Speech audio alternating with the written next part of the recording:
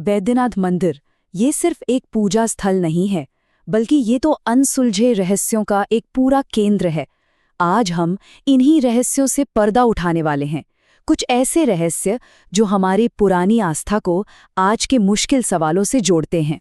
तो आखिर ऐसी क्या बात है जो इस मंदिर को इतना इतना रहस्यमयी बना देती है? देखिए, ये एक ऐसी जगह है जो विरोधाभासों से भरी हुई है।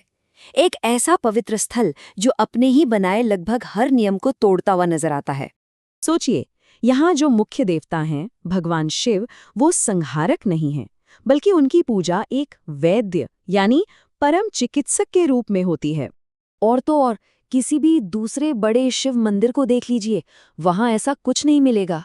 इस मंदिर के शिखर पर एक अनोखा 5 नोक वाला पंचशूल लगा है। कहीं और नहीं, सिर्फ यहीं।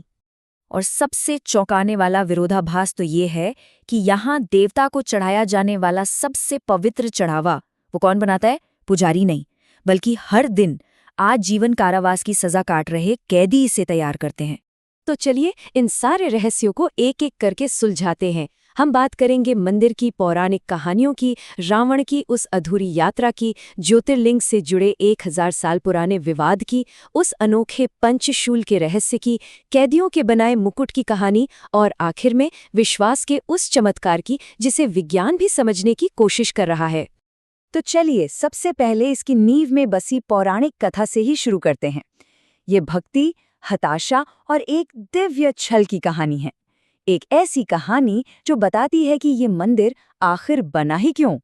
तो होता ये है कि राक्षस राजा रावण शिव को अपने राज्य लंका ले जाने के लिए एक घोर तपस्या करता है।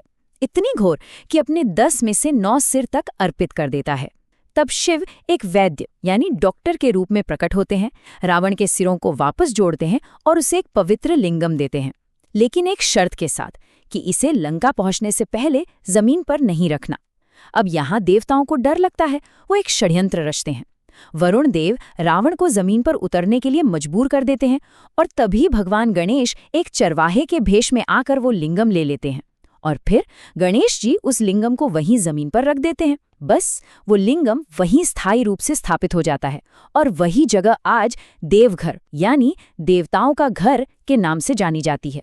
मतलब कहानी का सार ये है कि रावण की एक महत्वाकांक्षी यात्रा को एक दिव्य छल ने अधूरा छोड़ दिया और उसी वजह से इस मंदिर की स्थापना हुई।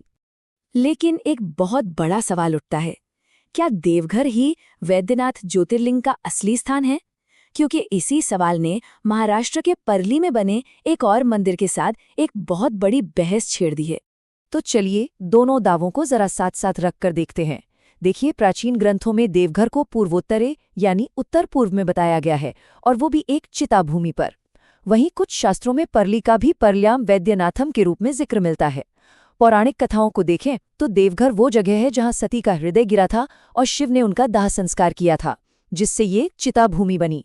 परली की भी अपनी मजबूत स्थानीय परंपराएं हैं। और अगर ऐतिहासिक रिकॉर्ड्स की बात करें तो देवघर में 1596 का एक शिलालेख मिलता है। ब्रिटिश गजेटियर में भी इसका जिक्र है, जबकि परली मंदिर का पुनर्निर्माण रानी अहिल्याबाई होलकर ने 18वीं सदी में करवाया था। और आखिर में तीर्थयात्रा का पैमाना। देवघर में विशाल कांवड़ यात्रा होती है, जो दुनिया की सबसे लंबी यात्राओं में से एक है। परली भी एक महत्वपूर्ण क्षेत्रीय तीर्थ केंद्र है। तो हाँ, ये सच है कि दोनों ही जगहें बहुत पूजनीय हैं, लेकिन जब हम भौगोलिक दिशा, पौराणिक कहानियों के जुड़ाव और ऐतिहासिक रिकॉर्ड्स को एक साथ मिलाकर देखते हैं तो देवघर का दावा कहीं ज्यादा मजबूत नजर आता है। सिर्फ कांवड़ यात्रा की ही बात कर लें, लाखों भक्त 105 किलोमीटर की दूरी पैदल तय करते हैं। ये एक ऐसी परंपरा है जो देवघर के ऐतिहासिक महत्व पर मानो मुहर लगा देती है। चलिए अब मंदिर की सबसे अनोखी वास्तुशिल्प विशेषता की ओर बढ़ते हैं, यानी पंचशूल की तरफ। देखते हैं कि ये रहस्य की परतों को और गहरा कैसे करता है। तो इसका पहला मतलब तो बहुत गहरा, बहुत आध्यात्मिक है। माना जाता है कि ये 5 नोक इंसान के अंदर की 5 बुराइयों के विनाश का प्रतीक हैं। कौन सी 5 बुराइयां? काम, क्रोध, लोभ, मोह और अहंकार। ऐसी मान्यता है कि सिर्फ पंचशूल को देखने भर से ही इंसान को इन बुराइयों पर काबू पाने में मदद मिलती है। लेकिन ये तो हुई आध्यात्म की बात।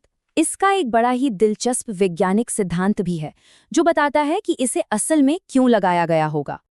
और वो सिद्धांत है लाइटनिंग अरेस्टर, मतलब एक ऐसा उपकरण जो आसमानी बिजली को अपनी तरफ खींचकर सुरक्षित रूप से जमीन में पहुंचा देता है ताकि इमारत को कोई नुकसान न हो। माना जाता है कि यह पंचशूल एक खास धातु के मिश्रण से बना है और सदियों से एक बहुत ही असरदार लाइटनिंग रॉड की तरह काम कर रहा है, जो पूरे मंदिर परिसर की रक्षा करता आया है। और अब बात उस सबसे मार्मिक कहानी की, एक ऐसी परंपरा जो ब्रिटिश राज, हमारी न्याय प्रणाली और मंदिर के गर्भगृह को एक साथ जोड़ती है। ये कहानी शुरू होती है 1911 में। एक ब्रिटिश कमिश्नर थे J.W. टेलर। उनका बेटा एक लाइलाज बीमारी से बहुत ज्यादा बीमार पड़ गया।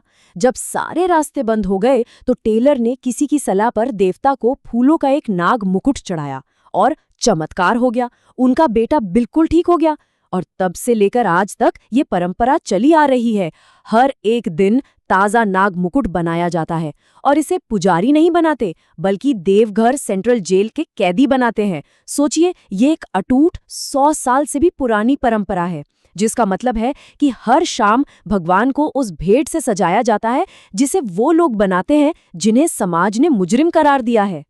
और ये कहानी हमें मंदिर की असली पहचान तक ले आती है, एक ऐसी जगह जहां आकर लोग ठीक हो जाते हैं। पर सवाल ये है कि ये चमत्कार आखिर होते कैसे हैं? सदियों से इस मंदिर को एक चमत्कारी अस्पताल के तौर पर जाना जाता रहा है। यहाँ के रिकॉर्ड्स ऐसी अनगिनत कहानियों से भरे पड़े हैं जहाँ लोग लाइलाज बीमारियों से भी ठीक हो गए। ऐसी कहानियाँ जो आज की मॉडर्न मेडिसिन को भी हैरान कर देती हैं। तो क्या इसका कोई वैज्ञानिक जवाब है? मॉडर्न साइकोलॉजी एक संभावित जवाब जरूर देती है। इसे कहते हैं आस्था का प्लेसिबो प्रभाव। ये एक ऐसी मानसिक अवस्था है जहां किसी का अटूट विश्वास उसके शरीर के हीलिंग मैकेनिज्म को, यानी खुद को ठीक करने की क्षमता को चालू कर सकता है। मतलब जब कोई इंसान अपना सारा तनाव और डर किसी बड़ी शक्ति को पूरी तरह सौंप देता है तो उसकी आस्था ही उसके लिए एक शक्तिशाली दवा बन जाती है। तो आखिर में ये सवाल सोचने पर मजबूर करता है कि सबसे बड़ा चमत्कार असल में है कहाँ? क्या वो मंदिर के पत्थर में है या फिर उस पत्थर पर विश्वास करने वाले इंसान के मन की असीम शक्ति में?